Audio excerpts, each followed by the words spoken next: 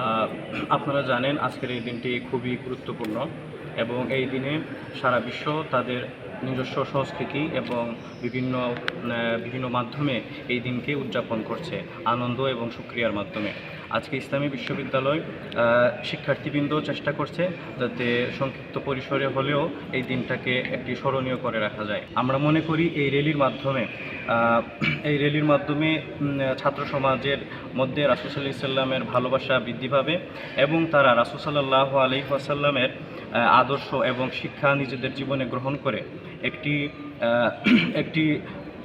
একটি ইসলামী সমাজ বিনির্মাণে ভূমিকা রাখবে।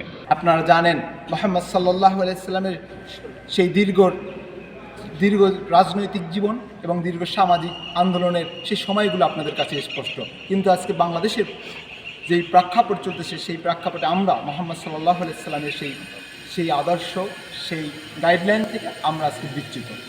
আমরা আজকের মুসলিম উম্মাহের কাছে এবং আমরা আমাদের বাংলাদেশি মুসলমানদের কাছে আমরা আহ্বান করব, আমাদের প্রিয় নবী মুহাম্মদ সাল্লাল্লাহু আলাইহি সাল্লাম আমাদেরকে যেই আদর্শ আমাদের কাছে রেখে গেছেন সেই আদর্শ যেন আমরা পূর্ণাঙ্গভাবে বাস্তবায়ন করতে পারি। আজকের ফিলিস্তিনের গাজায় আমাদের মুসলমানরা আজকে নির্যাতিত, নিপীড়িত।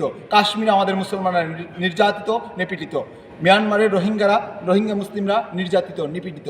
সেই জায়গায় দাঁড়িয়ে আমরা আজকে দীপ্ত শপথ করতে চাই, আমার ভাইয়েরা নির্যাতিত, নিপীড়িত, সেই জায়গায় দাঁড়িয়ে আমরা আমাদের ভাইদের সহযোগিতার জন্য যা যা করা দরকার সেই জায়গাটা থেকে আমরা প্রতিবাদ করব এবং আমরা আমাদের প্রস্তুতি গ্রহণ করব ইনশাআল্লাহ।